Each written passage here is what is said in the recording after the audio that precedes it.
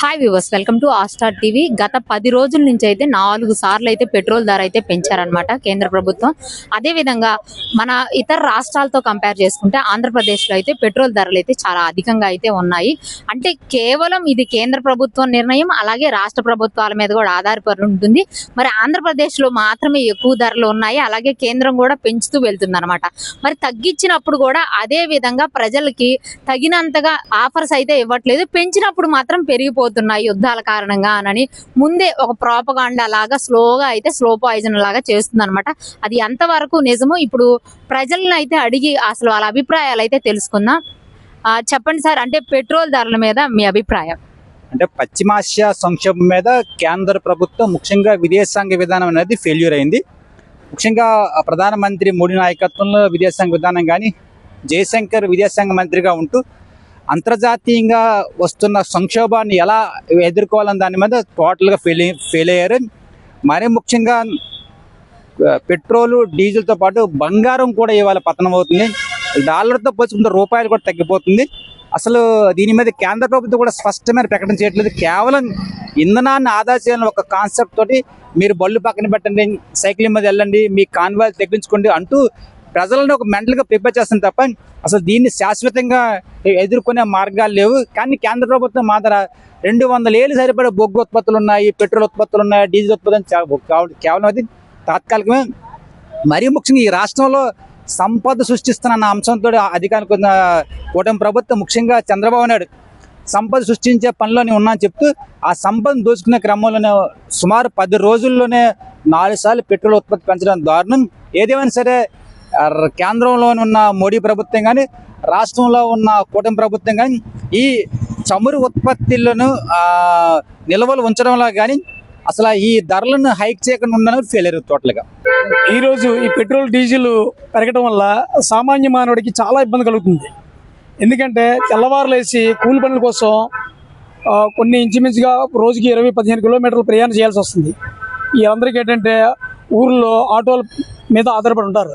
Auto ఛార్జీలు విపరీతంగా పెరిగిపోవడం వల్ల తెచ్చిన కూలీలో సగం కూలి ఏంటంటే ఛార్జీలకే సరిపోతుంది. అందుచేత ఈ సామాన్యుని దృష్టిలో పెట్టుకొని ఈ పెట్రోల్ డీజిల్ అనే ధరలు కొంచెం తగ్గిస్తే బాగానే ఉంటుంది. అలాగే ఈ కూరగాయలు ఇవన్నీ ధరలు కూడా రైతులు పండించిన అవన్నీ కూడా పర్చేజ్ చేసి మార్కెట్లో తీసుకురావడానికి కూడా ఈ ట్రాక్టర్స్, ఈ ఆటోస్ వీటిలో ఉపయోగించడం వల్ల ఆ రేట్లు ఆ భారం కూడా కొనుక్కున్నటువంటి ఈ కస్టమర్ల మీద పడుతుంది. ఇక్కడ ఎవరంటే దళారు బాగానే ఉన్నాడు, రైతు మోసపోతున్నాడు. దీన్ని గమనించి ఈ డీజిల్ పెట్రోల్ అనే ధరల్ని అందుబాటులో ఉంచి మిగతా వాటి మీద సుంకం పెంచుకుంటే జనాల మీద భారం పడదు. ఇది దృష్టిలో ఉంచుకొని ప్రభుత్వం దీనికి సంబంధించినంత వరకు తగ్గిస్తే బాగుంటుంది. నేను భారతీయ జనతా పార్టీ జిల్లా కార్యదర్శి అండి. పెట్రోల్ ధరలు పెరగడం మీద అంటే 2004 మధ్యలో కానీ 2004 నుంచి 2014 మధ్యలో కానీ అప్పుడున్న యూపీఏ ప్రభుత్వం పెంచిన పెట్రోల్ ధరలు 153%. ఇప్పుడు మీరు 2014 నుంచి 2026 లోపు మేము పెంచిన పెట్రోల్ ధరలు 63% మాత్రమే. మనం 83% ఇంపోర్ట్స్ మీద ఆధారపడి ఉన్న బంగారం అయినా క్రూడ్ ఆయిల్ అయినా మనం 83% అప్రాక్సిమేట్లీ ఆధారపడను. అయినా భారత ప్రధాని మోడీ గారి ఆధ్వర్యంలోని సంపూర్ణంగా దీన్ని మేము ఈ సమస్యను పరిష్కరించడానికి ప్రయత్నం చేసిన ప్రజలకైతే 40 కోట్ల మంది ఉన్న ఈ దేశంలో ఎటువంటి ఇబ్బంది లేకుండా మనం పెట్రోల్ డీజిల్ అందిస్తున్నాం. అది కూడా ప్రజలందరూ గుర్తిరగాలని మేము కోరుకుంటున్నాం అండి. ఈరోజు పెట్రోల్ ధరలు పెరిగాయని ప్రజలందరూ ఇబ్బంది పడుతున్నారు, అది వాస్తవమే. కానీ పెట్రోల్ ధరలు పెరగడానికి అంతర్జాతీయ యుద్ధ కారణాలు, అలాగే క్రూడ్ ఆయిల్ ధరలు భారీగా పెరగడం వల్ల అంతర్జాతీయ మార్కెట్ నుంచి మనం కొనుగోలు చేస్తాము, అదంతా కూడా బ్లాక్ అవ్వడం వల్ల చాలా అంతర్జాతీయ కారణాల వల్ల మనకి పెట్రోల్ అనే ధరలు పెరుగుతున్నాయి. దానికోసం మన భారత ప్రధాని నరేంద్ర మోడీ గారు ఆల్రెడీ ఈవీ వెహికల్స్ని కొనుగోలు చేసి ఈవీ వెహికల్స్ మీద దృష్టి సారించాలని మన భారత ప్రధాని అయినటువంటి నరేంద్ర మోడీ గారు ఆల్రెడీ మనందరికీ కూడా దిశానిర్దేశం చేశారు. మనందరం కూడా ఈవీ వెహికల్స్ని ఎక్కువగా వాడుతూ పెట్రోల్ వాహనాలను, డీజిల్ వాహనాలను ఎంత మేర కుదిరితే అంత మేరకు అవకాశం మేర తగ్గించుకునే ప్రయత్నం చాలా ఎక్కువ చేయాలని మన ప్రధాని గారు పిలిపివ్వడానికి కారణం అదే.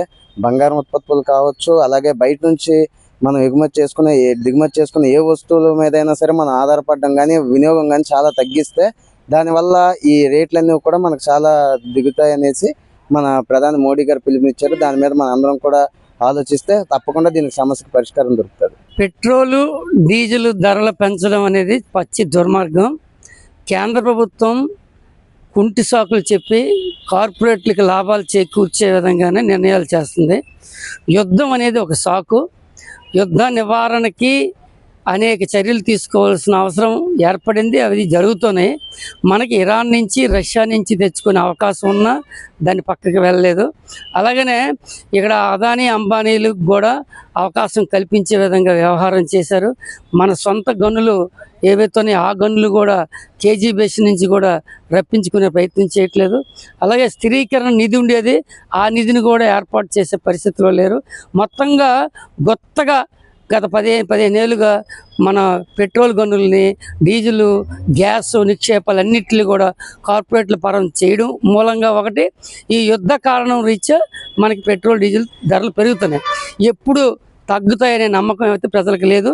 రోజు రోజుకి పెరుగుతాయనే భయాందోళనతో ఉన్నారు. ముఖ్యంగా వాహనదారులే కాదు, రైతులు, వ్యాపారస్తులు మొత్తంగా అందరూ కూడా నష్టపోతారు. భవిష్యత్తులో ఈ పెట్రోల్ డీజిల్ ధర పెరుగుదల అనేది చాలా అస్తవ్యస్తమైనటువంటి జీవితానికి నాశనంగా తారకాణం అవుతుంది. చాలా ఇబ్బందులు పడతారు. ఇది కానీ అమలు చేస్తే, ఇంకా పెరుగుదల అనేది అమలు చేస్తే మాత్రం ప్రజల కష్టాలు ఎదురవుతాయి. దీనికి పరిష్కారంగా ప్రభుత్వం చిత్తశుద్ధితో మన పెట్రోలు, గ్యాసు, అలాగనే డీజిల్ అన్నీ కూడా తగ్గించే మార్గం వైపు అడుగులు వేయాలి. చిత్తశుద్ధితో వ్యవహారం చేయాలి. పేదలు, మధ్యతరగతి ప్రజానీకం, ఉద్యోగులు, కార్మికులు అంత కష్టజీవుల కోసం ఆలోచించకపోతే నష్టం జరిగిపోద్ది. ఇక జూన్, జూలై వచ్చేసరికి వ్యవసాయ పనులు ప్రారంభమవుతాయి. ట్రాక్టర్ దగ్గర నుంచి అన్ని ఛార్జీలు పెరుగుతాయి. భవిష్యత్తులో ప్రమాదం పెరుగుతుంది. ఎరువులు, పురుగు మందుల ధరలు, అన్ని ధరలు పెరుగుతాయి. అన్ని వస్తువుల ధరలు పెరుగుతాయి. కాబట్టి ఇంకా పేదరికం పెరుగుద్ది తప్ప ఇంకా లాభం వచ్చే సమస్య లేదు. కాబట్టి దీన్ని మోడీ ప్రభుత్వం జాగ్రత్తగా వ్యవహారం చేయాలి. అలాగే ఇక్కడ ఉన్నటువంటి రాష్ట్ర ప్రభుత్వాలు, కూటమి ప్రభుత్వం కావచ్చు, ప్రతిపక్షం ఉన్న జగన్ కావచ్చు, బాధ్యతగా వ్యవహారం చేసి నిలదీయాలి కేంద్రాన్ని. రాష్ట్ర హక్కుల్ని వదిలేయడం కాదు, రాష్ట్రాన్ని తాకట్టు పెట్టేయడం కాదు, కేంద్రం ముందు వంగి ఉండడం కాదు. ఖచ్చితంగా వ్యవహారం చేయాలి, నిలదీయాలి, అడగాలి. మన సొంత గనులు కేజీ బేషన్లు ఉన్నాయి, అవి మన రాష్ట్రానికి వచ్చేటట్లు వీళ్ళు వ్యవహారం చేయాలి. వీళ్ళు కూడా మోడీకి, అదానికి, అంబానీకి లొంగిపోయే విధంగా ఉంటే రాష్ట్ర ప్రజలు కూడా తీవ్రంగా నష్టపోతారు. కాబట్టి ఈ నష్ట నివారణకి ఈ ప్రభుత్వాలు కూడా, ఈ ప్రతిపక్షం కూడా బాధ్యత వహించాలని భారతీయ పౌరుడిగా, విజయనగరం జిల్లావాసిగా నేను కోరుతున్నాను. మనం కనుక చూసుకున్నట్లయితే అంటే ఈ విధంగా సంపద సృష్టిస్తామననే భాగంలోగా ఈ విధంగా అధికారంలోకి వచ్చినటువంటి కూటమి ప్రభుత్వం ఈ విధంగా ధరలు పెంచడం అయితే అసంతృప్తి అయితే తెలియజేస్తూ ఉన్నారు ప్రజలు.